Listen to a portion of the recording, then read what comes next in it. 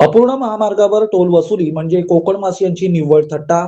चित्रलेखा पाटील झाल्या आक्रमक. मुंबई गोवा महामार्गावरील पेण तालुक्यातील खारपाडा टोल नाक्यावर सुरू झालेल्या टोल वसुलीवर शेतकरी कामगार पक्षाच्या नेत्या चित्रलेखा पाटील यांनी संतप्त प्रतिक्रिया दिली आहे. महामार्गाचे काम अद्याप पूर्ण झाले नसताना टोल आकारणं म्हणजे कोकणवासियांची थट्टा असल्याची टीका त्यांनी केली आहे. महामार्गाच्या मूळ खर्चासह कंत्राटदारांनी केलेल्या अतिरिक्त क्लेमची चौकशी करावी अशी मागणी करत त्यांनी कोकणातील आमदारांवरही निशाणा साधला. जनतेच्या प्रश्नाकडे दुर्लक्ष करून काही लोक कंत्राटदारांचं कमिशन खाण्यात व्यस्त असल्याचा गंभीर आरोप यावेळी त्यांनी केला.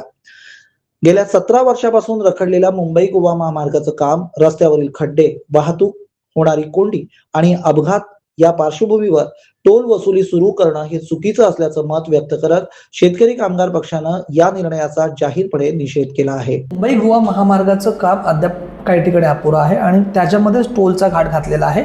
आपला पक्ष आणि आपली भूमिका काय? ही 100% कोकणवासियांची फसवणूक आहे.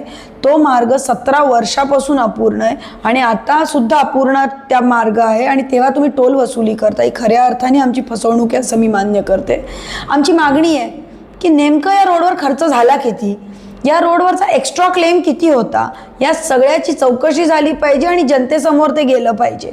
आणि दुसरं म्हणजे जोपर्यंत हा रस्ता गुळगुळीत आणि व्यवस्थित होत नाही तोपर्यंत टोल वसुली केली नाही पाहिजे ही आमची स्पष्ट भूमिका आहे. केली तर आमचे नेते भाई जयंत पाटील यांच्या मार्गदर्शनाखाली आम्ही त्याच्यावर आक्रमक भूमिका घेऊ.